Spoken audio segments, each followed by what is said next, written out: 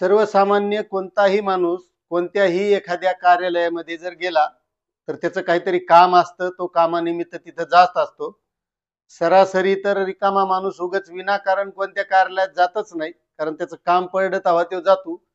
मात्र तिथला अधिकारी त्याला कशी वागणूक देतो, सामान्य माणूस मग त्यामध्ये शेतकरी असेल, बेरोजगार तरुण असेल, कोणीही जरी असला, आणि तो कार्यालयात गेल्यावर एकतर तो अधिकारी लवकर बोलतच नाही, त्या माणसाचं काम तर बाजूलाच राहिलं, ते काम होईन तेव्हा होईन.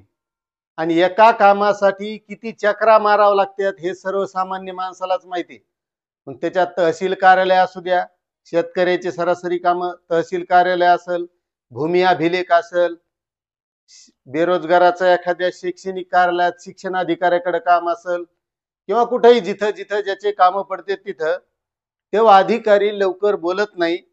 आणि आता त्या अधिकाऱ्याला आणि आमदार आणि खासदारापुढं काय काय गोष्टी कराव्या लागणार आहेत मित्रांनो, ते आपल्याला बघायचे. कारण शासनाने एक शासन निर्णयच काढलेला आहे. आता तो शासन निर्णय त्याच्या बाबतीत काढलेला आहे, म्हणजे आमदार आणि खासदाराला कशी वागणूक भेटायला पाहिजे, काय गोष्टी त्यांच्यासाठी त्या कार्यालयामध्ये व्हायला पाहिजे, याबद्दलचा शासन निर्णय काढलाय. पण जे काही सर्वसामान्याचे काम त्या ऑफिसमध्ये अडकत आहेत, ते काम लवकर होत नाहीत, त्याला 10-10 चक्रा एका कामासाठी मारावं लागतात. मग ते पोलीस स्टेशन असेल, कोर्ट कचेरी असेल, तहसील असेल, कलेक्टर ऑफिस असेल, जिल्हा परिषद असेल, नगर परिषद, म्हणजे प्रत्येक कार्यालयात गेल्या गेल्या कधीच सामान्य माणसाचं काम होत नाही. मात्र आता या अधिकाऱ्यासाठी शासनाने एक शासन निर्णयच काढलेला आहे, आणि याला आता त्या आमदार आणि खासदारासाठी काय काय गोष्टी कराव्या लागणार आहेत ते आपल्याला बघायचंय. तर हे बघा, त्या शासन निर्णयामध्ये दिलेलं आहे मित्रांनो की सर्व मंत्रालयातील प्रशासकीय विभाग व त्यांच्या नियंत्रणाखालील सर्व विभाग प्रमुख, जिल्हा प्रमुख, कार्यालय प्रमुख, शासकीय कार्यालये, निमशासकीय कार्यालये, संस्था, मंडळे, महामंडळे, शासन नियंत्रित व तत्सम संस्थांमधील सर्व अधिकारी कर्मचारी यांच्यासाठी सूचना दिलेल्या आहेत. आणि त्या सगळ्या सूचना आपल्याला पाहायच्यात. म्हणजे बघा, सामान्य माणसाचं काही होऊ, पण हे जे लोकप्रतिनिधी आहेत, आमदार खासदार, जे त्या सामान्य माणसानं निवडून दिलीत, त्याची या अधिकाऱ्याने कशी काळजी घ्यायची, त्याची कशी खातर जमा करायची, याबद्दल शासन निर्णय काढलेला आहे. पण त्या सर्वसामान्य माणसाचे काय काम अडकायलेत, त्याला अतिवृष्टी येईन, बेरोजगाराला नोकरी नाही, तो चक्रा मारायला आहे, त्याच्याबाबत काहीच नाही. मात्र त्यांनी स्वतःसाठी, तुम्ही मागे बघितलं असेल, आमदार खासदाराच्या कशा पगारी वाढल्या होत्या, म्हणजे स्वतःसाठी त्यांच्या हातात आहे म्हणून ते काहीही करू शकतात. मग सामान्य लोक मेले तरी चालते, त्याचं काही वाटोळ झालं तरी चालन, पण यांच्यासाठी कशा सुविधा राबवल्या जातात बघा. त्याला सन्मानजन्य आणि सौजन्यजन्य वागणूक देण्याची, विधिमंडळ सदस्य, संसद सदस्य कार्यालयास भेट देतील त्यावेळीस त्यांना संबंधित अधिकारी कर्मचारी यांनी आदराची व सौजन्याची वागणूक द्यावी, त्यांचे म्हणणे काळजीपूर्वक ऐकावे व प्रासंगिक शासकीय नियम व प्रक्रियेनुसार शक्य तेवढी तात्काळ मदत करावी. म्हणजे हे बघा, जर आपण एखाद्या तहसीलदाराकडे जर गेलो तर ते कोतवालदारात उभा असते, ते लवकर साहेबाकडे जाऊ देत नाही आपल्याला, म्हणजे भेटू देत नाही, कोतवाल. आणि त्याच्यामुळे कोतवाल व्हासाठी MA DED BEd झालेले कोतवालासाठी फॉर्म भरायलेत, कारण त्या कोतवालाला तेवढा पॉवर आहे. आणि महत्वाचं, ते आमदार खासदार गेल्यावर त्याला तात्काळ मदत करायची. मग सर्वसामान्याचं काम नाही झालं तरी चलत, त्यांच्यासाठी बघा सुविधा. त्याच्यानंतर दुसरं, विधिमंडळ संसद सदस्य भेटावयास येतेवेळी व भेट संपून परत जातेवेळी अधिकाऱ्यांनी त्यांना उत्थापन देऊन अभिवादन करावे.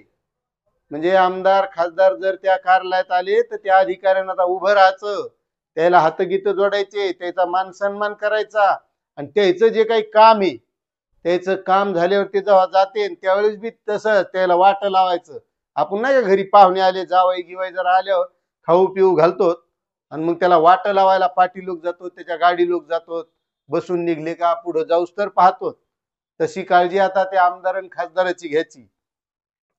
दूरध्वनी भ्रमणध्वनीद्वारे संवाद साधताना नेहमी आदरयुक्त व भाषा शिष्टाचार पाळायचा आहे. म्हणजे एखाद्या आमदाराचा खासदाराचा जर अधिकाऱ्याला फोन आला तर त्यानं आदरयुक्त बोलायचं. ते कोणत्या आमदार त्याला काही बी बोलला तर त्यानं गपचीप ऐकून घ्यायचं. त्यानं सांगितलं माझ्या कार्यकर्त्याला काय लागन ते मुरून कुठूनही उचलून दी, रॉयल्टीची गरज नाही, तरी त्याचं ऐकायचं आणि सौजन्यपूर्वक ऐकायचं. पण त्याच्यासाठी तो आमदार खासदार बी तितका धुतल्या तांदळासारखा असायला पाहिजे, त्यावेळेस ते अधिकारी ऐकत. पण अधिकारीच तसा आहे, त्याच्यामुळे त्याला त्याचं ऐकावंच लागणार नाही. दोन्हीची जोडच झालेली. सगळे नाही म्हणत मी, तसे काही असतील. पत्रव्यवहार नोंद कालमर्यादा व आढावा. प्रत्येक कार्यालयात विधानमंडळ सदस्य संसद सदस्याकडून येणाऱ्या पत्रांच्या नोंदीकरिता खालील नमुन्यातील स्वतंत्र भौतिक संगणकीय नोंदवही ठेवण्यात यावी. तसेच ई ऑफिस मध्ये कार्यवाही करताना डेअरी डिटेल्स अंतर्गत व्हीआयपी सेक्शन ड्रॉन डाऊप मधील संबंधित पदानुसार त्यामध्ये नोंदी घ्याव्यात. म्हणजे त्याच्यासाठी एक रकाना दिलाय, त्याच्यात ह्या सगळ्या नोंदी घ्यायच्या. त्याचं पत्र आला असन, हे असन, ते काम करायचे. प्राप्त पत्रावर सत्वर कार्यवाही करून विधिमंडळ सदस्य संसद सदस्य यांनी ज्यांना पत्र निर्देशित केले असेल त्या संबंधितांच्या स्वाक्षरीने जास्तीत जास्त 2 महिन्याच्या आत नियमानुसार सत्वर कार्यवाही करून अंतिम उत्तर देण्यात यावे. सदर निर्देश बदली पदोन्नती यासारखे विषय वगळून अन्य विषयाच्या बाबतीत सर्व यंत्रणावर लागू राहतील. जर 2 महिन्यात अंतिम उत्तर देणे शक्य नसेल तर मंत्रालयातील प्रशासकीय विभागातील संबंधित अधिकारी, क्षेत्रीय कार्यालय अधिकारी, कार्यालय प्रमुख यांनी ही बाब प्रशासकीय विभागाचे प्रमुख, विभाग प्रमुख, कार्यालय प्रमुख यांच्या नजरेस आणावी व सदर वस्तुस्थिती पत्र ज्यांना निर्देशित केले असेल त्यांच्या स्वाक्षरीने सदस्यांना कळवावे. म्हणजे त्या आमदारांना खासदारांना काही पत्र देऊन काम सांगितलेलं असेल तर ते 2 महिन्यात त्याला कळवायचंय. मग इकडं एखाद्या माणसाचं, सामान्य शेतकऱ्याचं काम त्या ऑफिसला 6 महिने जरी पडलेलं असलं, त्याचा अर्ज दिलेला असला, निवेदन दिलेलं असलं तर ते कौरक पडत, याचाच मेळ नाही. बरेच शेतकऱ्याचे वांधे त्या तहसील कार्यालयात काही काही इथं कमेंट करून सांगते 10-10 वर्ष झाली अजून रस्त्याचा प्रश्नच मिटला नाही, धुऱ्याचं वांधत निपटलं नाही. तहसीलदार हेव येतो, तहसीलदार तेव जातो आणि बदल्या होऊन जाते, तर पुन्हा नव्यानं त्यांना सुरुवात करावी लागते. असे लय शेतकऱ्याचे वांदे. मात्र यांच्यासाठी 2 महिन्यात सर्व विभाग कार्यालय प्रमुखांनी दर 3 महिन्यांनी लोकप्रतिनिधींच्या पत्रव्यवहाराचा आढावा घ्यायचा. पुन्हा त्यांनी जे पत्र दिले त्याचा आढावा घ्यायचा, नेमकं काम कुठरोक आलंय. मग सामान्यांचे निवेदन किती बी पडले त्याच्याहून काही घेणं नाही. तुम्ही पाहत असताल कोणत्याही तहसील कार्यालयापुढं, कशाचे ना कशाचे, जिल्हा परिषद पुढं, कलेक्टर ऑफिस पुढं केव्हा बी पहा तुम्ही उपोषण चालूच दिसतील. कशाचं उपोषण आहे सुरू, काही ना काहीतरी भानगडी चालूच आहेत. म्हणजे ह्या सुटत आहेत का नाही काय माहित, काही मिळ लागन.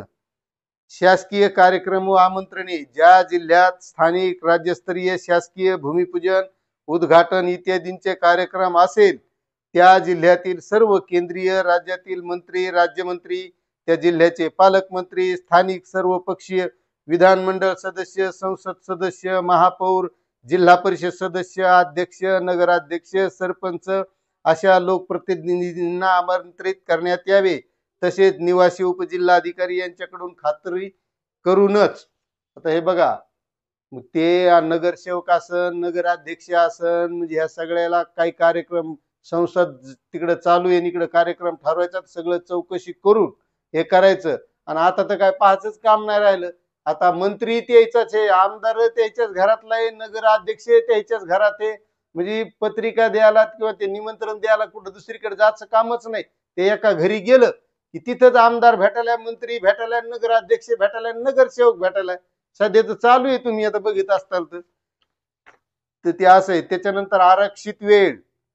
क्षेत्रीय विभाग प्रमुख, कार्यालय प्रमुख यांनी अभ्यागताच्या नागरिकांच्या भेटीकरिता राखीव वेळेव्यतिरिक्त त्यांच्या क्षेत्रातील विधानमंडळ सदस्य, संसद सदस्य यांची भेट, कामाचा आढावा याकरिता दर महिन्याच्या 1ल्या व 3ऱ्या गुरुवारी 2 तासांची राखीव वेळ सुनिश्चित करून ती पूर्व प्रसिद्ध करावी. वेळ सुनिश्चित केल्याबाबतची माहिती संबंधित सदस्यांना लेखी स्वरूपात कळवावी. तथापि तातडीच्या व अपरिहार्य कामाकरिता सदस्यांना कार्यालयीन वेळेत संबंधित अधिकाऱ्यांना कधीही भेटता येईल. हे बघा, महिन्याच्या 1ल्या आणि 3ऱ्या गुरुवारी त्याची फिक्स भेट राहणार. मग त्यावेळेत कोणीही सामान्य माणूस आला त्याचं काम करायचं नाही, पण पहिलं त्या आमदार आणि खासदाराला भेटायचं आणि पुन्हा एखाद्या वेळेस त्याला वाटलं मदतच कव्हावी भेटाव तर ते कव्हावी भेटू शकणार म्हणजे त्याच्या मनानं. म्हणजे बघा त्यांच्यासाठी कशा तरतुदी आहेत. मग सामान्याचे जर काम करण्यासाठी याच्यात एक दोन वळी टाकल्या असत्या तर काय फरक पडला असता का? किंवा ह्या अधिकाऱ्यानं सामान्य लोकांची कामं तातडीने करावेत याबाबत जर लिहिलं असतं तर. कारण तुम्हाला माहितच नाही इकडं काय काम अडकतेत लोकांचे, किती चक्रा मारितेत लोक, याचा बी काहीतरी विचार केला पाहिजे. त्या आमदार खासदारांना माहिती मागितली त्या अधिकाऱ्याला तर ती आता बंधनकारक आणि ती द्यायला पाहिजे. कारण तो त्यांचा अधिकार आहे. त्यांना जनतेनं निवडून दिलेले जनतेचे काम करण्याकरता, आणि त्यांनी जर जनतेच्या कामासंबंधित माहिती विचारली असत तर त्या अधिकाऱ्याला ती माहिती देणं बंधनकारक आहे आणि ते असायलाही पाहिजे, त्यामध्ये दुमत नाही. प्रशिक्षण घेणाऱ्या संस्था आहेत, काय अधिकाऱ्याला जर त्याचा मान सन्मान ठेवता येत नसन तर त्याचं प्रशिक्षण घ्यायचं की साहेब आल्याच्या नंतर त्यांची कशी काळजी घ्यायची, कसं उठायचं, त्याची बसायची व्यवस्था कशी करायची, त्याची जाताना कशी काळजी घ्यायची, याचं प्रशिक्षण त्या अधिकाऱ्याला द्यायचं. मग याच्यापेक्षा सर्वसामान्य ज्या लोकांना तुम्हाला निवडून दिलेले त्या लोकांचे काम करण्यासंदर्भात जर त्यांना प्रशिक्षण दिलं आणि जनतेचे काम वेळेवर झाले तर तुम्हाला त्या कार्यालयातच जायचं काम पडणार नाही. कारण तुमच्याकडे ह्या अडचणी कोणी घेऊनच येणार नाही. मग हे कुठाने करायची गरज काय आहे?